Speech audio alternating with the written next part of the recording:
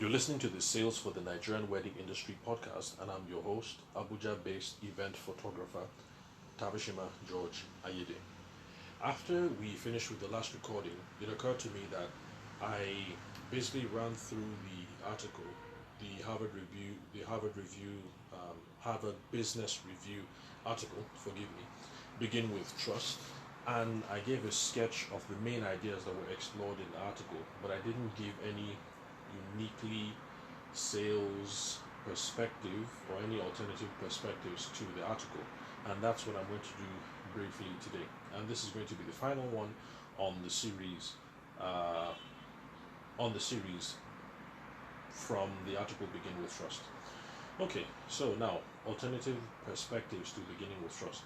Now, if you remember, in the first podcast I did on the series, we started off by saying that the writers, the professor and her assistant, they insisted that the reason why trust is important is because it is necessary for commerce, but they didn't go into the mechanics of it. Well, at least not enough for those of us who are sales nerds. They didn't go into how that is the case. Now, the reason why is because sales is a buying. Sales involves buying processes and buying stages, and in one traditional way of looking at it, uh, sales involves two stages.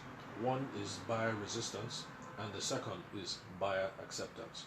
Now, the idea behind buyer resistance is that no one wants to be hustled or no one wants to be hassled. And then the idea behind buyer acceptance is that is when the person who we're speaking with comes to the realization that what we what we have to sell is relevant and they should consider it. Now, how does this tie to weddings? A lot of wedding vendors find wedding shows frustrating. And the reason why they find it frustrating is because we're all gathered there and it's obvious the business that has brought us there. We're wedding vendors, and the people who are coming to the show are either going to be married soon or know someone who's going to be married soon. So, a lot of vendors find it confusing that people show up and then they start giving attitude, in quotes. That is because no one wants to be hustled and no one wants to be hassled, even when they have a legitimate need that they're trying to fulfill.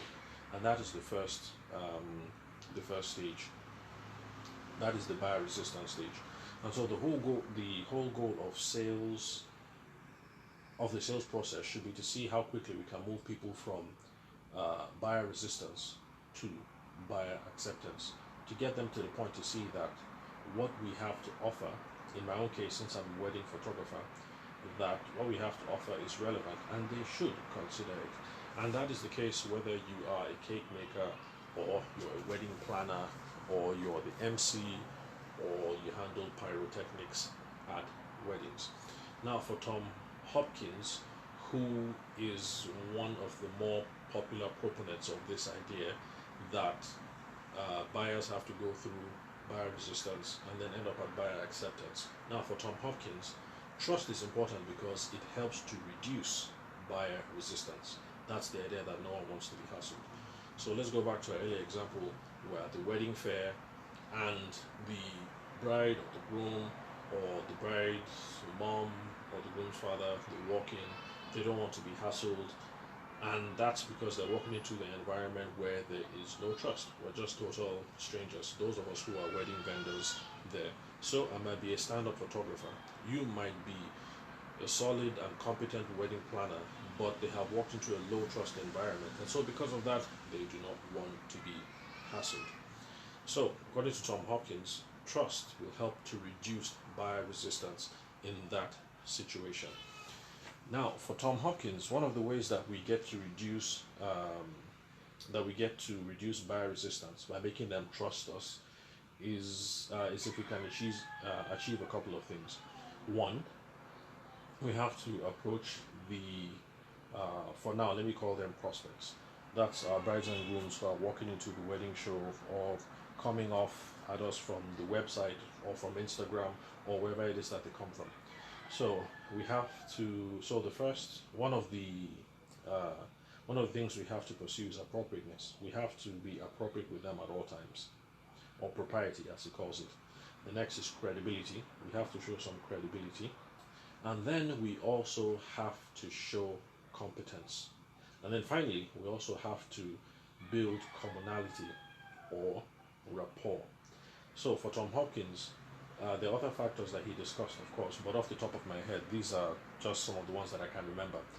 If someone comes at us at the wedding fair or through Instagram or from the website, and we're in a low trust situation, we're going to be able to get them to trust us, to get the bride, the groom, or their parents to trust us if we're appropriate with them or we show propriety, if we are credible, if we show that we are competent, and if we can establish some rapport.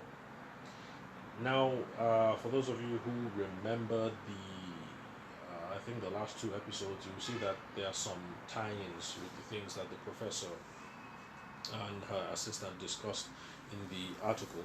But basically, what I wanted to show you was that there are alternative perspectives to look at this. So don't just listen to the last episodes that I did on Begin with Trust and assume that this is the only framework that is out there for how you're supposed to build trust or how you're supposed to achieve trust. There are alternative perspectives out there, and this is just one sales perspective from the work of Tom Hopkins that we can see about how we can build trust.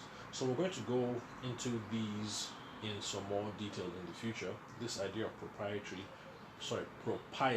or appropriateness, the idea of credibility, the idea of competence, and the idea of commonality and rapport. So these are ideas that we're going to discuss in future. But the main reason why I'm doing this episode is just to say, pay attention as we go along, and also as you read more material, that there's no definitive framework about how to achieve trust or how to move people through the sales process. So thank you very much, guys, for listening. I'll catch you at the next episode. For those of you who have questions, comments, or queries of any sort, you can hit me up on email, and my email address is ayede.tabe@gmail.com. So that is alpha, A for alpha, Y for Yankee, E for echo, D for delta, and E for echo. Dot, that's the period mark, the full stop. TAVER. That is T for Tango, A for Alpha, V for Victor, E for Echo, R for Romeo. So AYEDE.TAVER@gmail.com. So thank you guys for listening. I'll catch you all on the next episode.